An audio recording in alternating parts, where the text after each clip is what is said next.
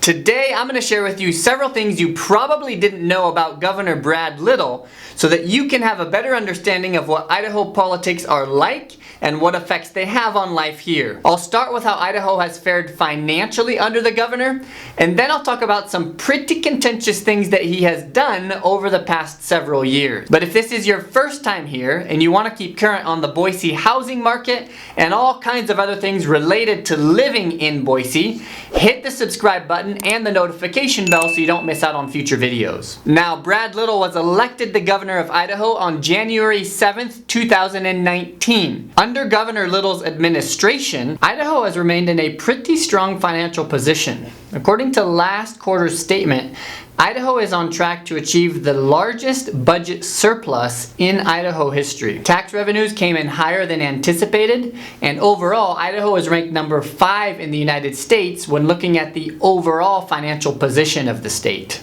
As you probably know, the individual states have received federal money to deal with the COVID crisis. But rather than use the money to build infrastructure like roads and things, the governor is giving the money back to the people.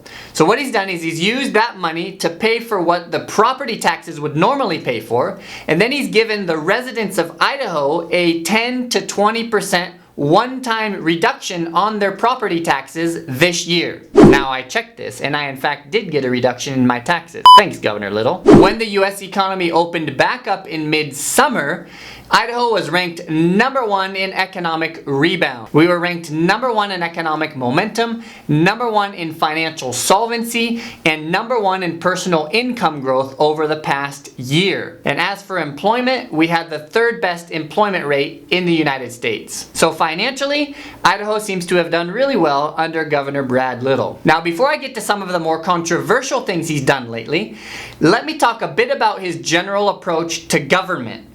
I would describe him as somebody who is trying to work himself out of a job.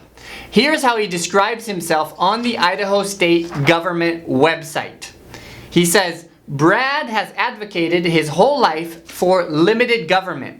He works to ensure the lightest possible hand of government in the lives of Idaho citizens, and he seeks to build the public's confidence in state government." So effectively, he's working towards limiting the power that he has. But it's not just talk.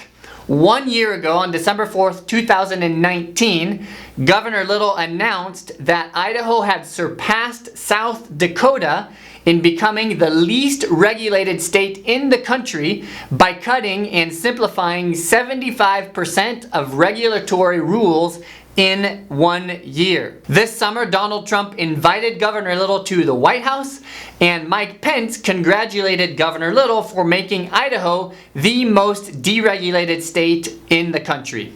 Brad Little to tell us Idaho's story of deregulation. But let me talk now about some more controversial issues that he's been involved in lately. Back in March of 2020, Governor Little signed 2 bills into law that gained some national attention. The first is HB 509, which prohibits transgender women from competing in women's sports. According to his explanation, he signed the bill into law because he believes that allowing transgender women to compete in women's sports might give them an unfair advantage. For example, the men's world record for weightlifting is 1,067 pounds. The world record for women is 731 pounds. The second bill he signed into law was HB 500. What this bill does is it prohibits people from changing their sex on their birth certificate. Now, this law was subsequently challenged in the courts and was overturned in August of this year. He also publicly supported Trump's nomination of Amy Coney Barrett as the next Supreme Court Justice, and he's not afraid to use the word Christian. In his recent Thanksgiving press release, he said this: "This Thanksgiving, we are called as Americans and Christians to exercise our freedom in a new way, by choosing to protect our loved ones and neighbors from a dangerous disease spreading in our communities." With many people today in America wanting to erase America's Judeo-Christian values, some people might think that his use of the word Christian here is controversial. But this also leads to another controversial issue he's been involved in, and that's his response to the COVID pandemic. And here he's been hit on both sides. The conservatives think he's been too strict in his response to the pandemic. He shut down all non-essential businesses from March 25th through the end of April. Throughout the summer, we did creep back up into stage 4 and almost into a complete reopening of the economy.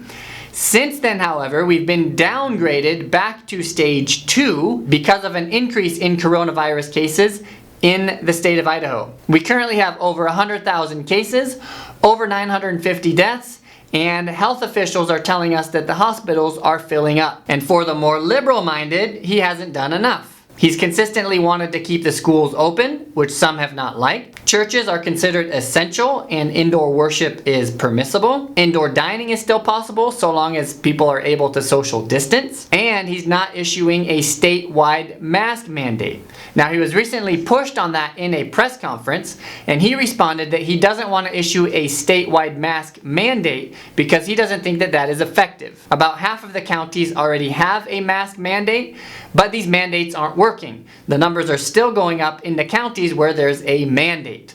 So his approach to the problem has been to encourage people to see the value in putting a mask on, encourage them to put a mask on of their own will, rather than have the heavy hand of the government force them to put a mask on. So in his response to the COVID pandemic, Brad Little has been hit on both sides. Some say he's been too lenient, others say he's been too strict. Now, the governor comes from the private sector. He's not a career politician. He was born and raised in Emmett, Idaho, a small town just to the northwest of Boise. He's been married to the same woman since 1978, which is not something we see very often these days. And before getting into politics, he worked in the ranching industry for his entire career. But what do you think? You think he's been good for the state of Idaho or not? Let me know down in the comments below. I'd love to hear what you think of him. If you'd like to see another video on some of the values that most Idahoans hold to dearly, check out this video right here.